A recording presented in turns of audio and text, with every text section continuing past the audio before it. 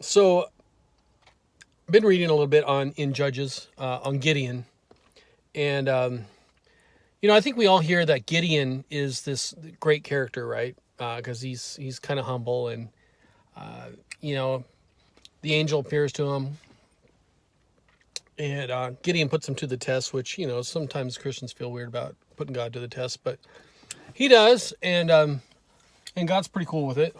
Um, you know, he actually does two tests for Gideon, and Gideon is given both tests to go to war against the Midianites. And I think that's kind of what the story we know, right? That Gideon surrounds the camp and and defeats the Midianites. And what I didn't realize was there's a story afterwards that makes Gideon maybe not so much in the right light, unfortunately. But he ends up being another Aaron back in the Old Testament with Moses' brother Aaron, who collects the gold and makes a calf. And so Gideon ends up kind of doing the same thing.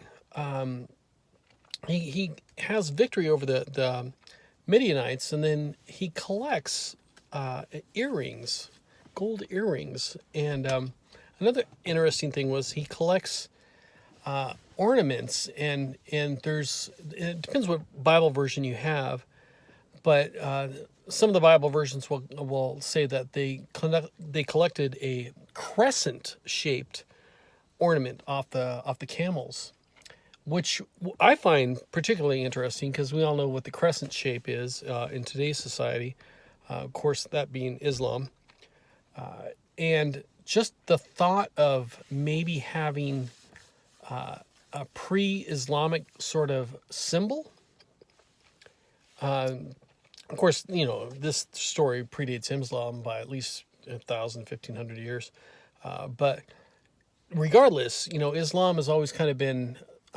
There's been some questions about Islam, even though they serve Allah. Was there a predated figure of the moon god, which is ironically named Sin, which it's weird.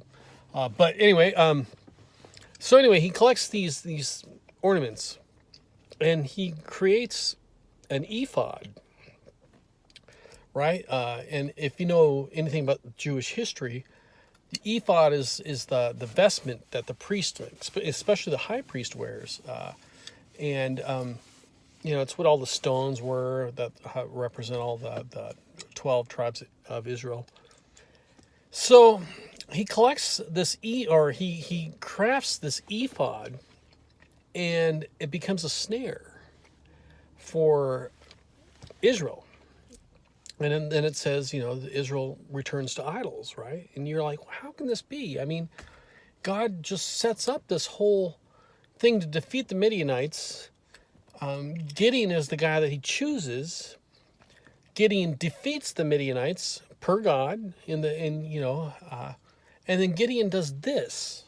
And so it makes me wonder,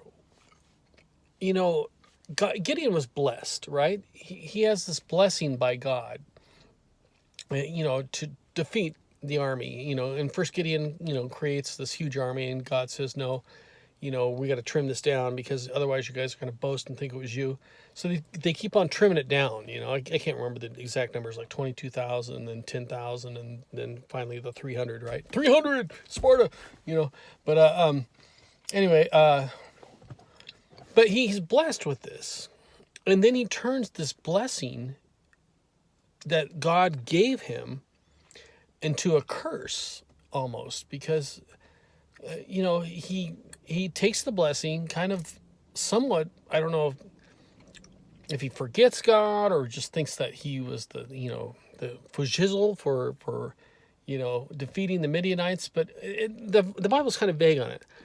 But it makes me consider how much of our blessings, right, can be additionally our curse. It's a little bit yin and yang, I suppose. With every blessing is there a curse, and with every curse there is a blessing. And so it's a little bit Eastern in thought, but regardless, it's somewhat true. Do my blessings that God has given me, are they the very same things that become my snare? Okay. What are you good at? What am I good at? Do they become the very things that become snares to us? Because we start to begin to think that, they are from us rather than from God. And we get so caught up in that we're good at something, that all of a sudden we kind of rest on this fact that, yeah, I'm good at this, whatever talent you have. And we forget that God is the one that bestowed this on us. And it's easier to think that you wouldn't do that, but yet you see Gideon, man, this guy do this insane thing of creating an ephod, a high priest vestment, with the gold. And so, I don't know. It's a weird thing. I mean, does God gives blessings, but boy, those blessings can become a curse if we don't extend gratitude directly back to God humbly, right? Because you got to be humble, and that's the hardest thing. Sometimes when you're talented in one area, to remain humble and to give it back to God is, often more thought about than done, So anyway, just some interesting observations with Gideon when it comes to him actually ending up being not a good guy. So is Gideon in the kingdom? I don't know. You want to say yes because he was used by God, right? But, the way he ends up is he's kind of trapping Israel back into this whole other thing. So, I mean, of course it's up to God, if Gideon's saved or not. Who am I to judge? But the way the story ends up is it's not. It's kind of weird. He becomes this trap. And so, anyway, just it makes at least me stop and think, okay, God has definitely blessed me in many things. Don't ever stop thinking, or don't ever start thinking, that this blessing is me. Everything I have is a gift. And if I start thinking that God is, I can do this independently of God, then I'm trekking down the wrong track. And the same blessings that he gave me have now become the curse. So anyway, thoughts for today on Gideon. All right, bye.